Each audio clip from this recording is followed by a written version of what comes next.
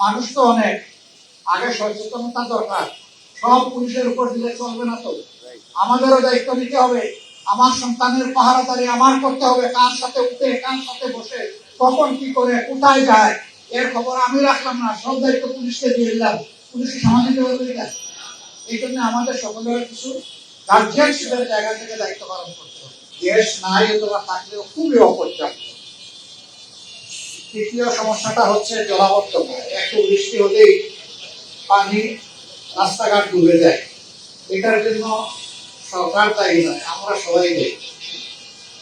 নিজের গার্বেজটা আস্তে করে নিয়ে ড্রেনের মধ্যে ফেলে দিই, ঝাড়ু দিয়ে ড্রেনের মধ্যে ময়লাটা ফেলে দিই। তো সরকার ডেইলি একবার তো ড্রেন পরিষ্কার করতে পারবে না। এই ড্রেন পরিষ্কার করা হবে ইনশাআল্লাহ, কিন্তু এটাকে রক্ষা করার দায়িত্ব আপনাদের। যদি সবার এই সচেতনতা থাকে তাহলে বারবার এটা ভরবে না। তারপরে আমাদের কয়েকটা বেশি নাই, 3টে মাত্র সড়া আছে। সড়াগুলার গেটেও সবাই এই সড়ার মধ্যে ময়লাগুলা ফেলে দেয়। সড়াকে ময়লা ফেলার জায়গায়, ময়লা ফেলার জন্য তো ময়লার ভাগা আছে। আবার ময়লার ভাগায় কোনো কোনো সময় আগে দেখতাম, এখন অবশ্য সবকে একটু কম করতেছে, যে ময়লা জমে আছে আর মাছি মশা ভ্রমণ করতেছে। এখন অনেকটা উন্নতি হয়েছে, তবে আরো উন্নতি দরকার। সেই জায়গায় নাগরিক সচেতনতা লাগবে। আপনারাও আপনাদের দায়িত্বটা পালন করবেন, নগরও তার দায়িত্ব সে পালন করবে। এই উপদেশ থেকে দায়িত্ব পালন করলে আমরা ভালো থাকবো। এরপরে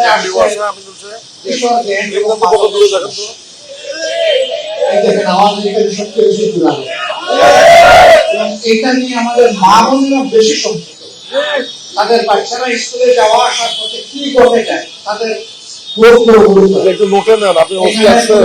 তাদেরকে অনুরোধ করবো তারা যেন বিষয়টা সিরিয়াসলি। তারপরে আছে আপনাদের সমস্যাগুলোর মধ্যে স্কুলের কোথাও কোথাও কিছু অনিয়ম, কিছু দুর্নীতি পর্যায়ের বিষয়, সেটাও মন্ত্রী মহোদয় শুনে গেলেন।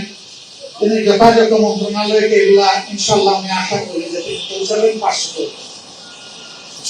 এই তো এটা মৌলিক সমস্যা বড় মাত্রা। তার সাথে রাস্তা দখল, বিভিন্ন জায়গায় বসে গেছে সরকাররা, তারাও এই দেশের মানুষ, এরা খুব ধনী সম্পদশালী, তাদেরও রোজগারের দরকার আছে, কিন্তু তাদেরকে একটা শৃঙ্খলার আয়তায়। রাস্তা তো ব্যবসার জন্য না, রাস্তা হচ্ছে চলাচলের জন্য। এই রাস্তাটা চলাচলের জন্য মুক্ত করে দিতে হবে। এইটা আশা করবো আইন শৃঙ্খলা বাহিনীদের সাথে নিয়ে আমাদের মাননীয় প্রশাসক তিনি আসেন, তিনি এই গুরুদায়িত্বটা পালন করবেন। আমরা তার সাথে সহযোগিতা করবো, সবাই সহযোগিতা করবেন তো। আমরা যদি এই কয়টা কাজ আপাতত করতে পারি, ভাই বিদ্যুতের সমস্যা শহরে খুবই কম, এটাকে উঠাবেন। আমি এটা সাক্ষী, গ্রাম অঞ্চলে কিন্তু কষ্টটা বেশি, কিন্তু আমরা একই দেশের নাগরিক। সরকার আন্তরিকভাবে চেষ্টা করছে বিদ্যুৎ সমস্যার সমাধান করার জন্য। ওই সংসদের বিবৃতি বাদ দেয়, বাস্তবতায় চলে যায়। সেটা আমাদের সবার সমস্যা, একদিনের না দীর্ঘদিনের তৈরি সমস্যা।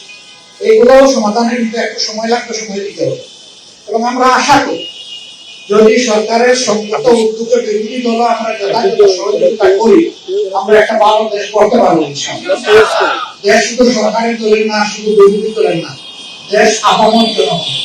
আমরা আপনাদের চৌকিদার, পাহারাদার, এর বেশি কিছু। আপনাদের জীবন, সম্পদ এবং ইজ্জতের আমরা হচ্ছে পাহারাদার। আমরা এই পাহারাদার এটা করতে চাই। আর আমি একটু মাপ চাচ্ছি, মাননীয় প্রধানমন্ত্রী সারা দেশের দায়িত্ব পালন করেন, আমার উপরে বিরোধী দলীয় নেতা হিসেবে এইরকমই কাছাকাছি একটা দায়িত্ব, যার কারণে প্রতিদিন আমার পক্ষে আপনাদের কাছে আসা সম্ভব হয় না।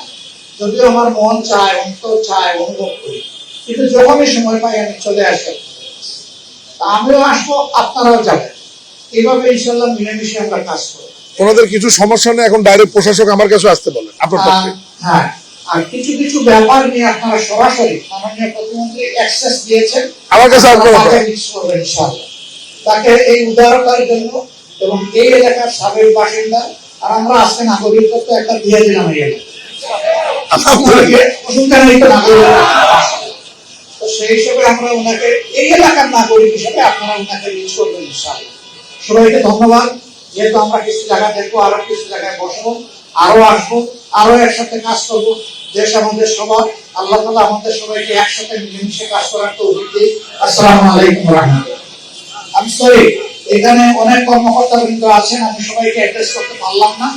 তারা আমাদেরই ভাই, তারা এই সমাজের গুরু দায়িত্ব পালন করছেন। তাদেরও হাত শক্তিশালী এবং স্বচ্ছ করার দায়িত্ব আমাদের। আমরা ইনশাআল্লাহ তাদের সাথেও সহযোগিতা করব। ঠিক আছে?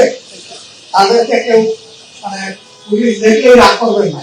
তো পুলিশ কি করে এই সমস্ত গ্যাঞ্জাম সামলাইতে পারে না, কিশোর গ্যাং সামাল দিতে পারে না, মাদক সামাল দিতে পারে না।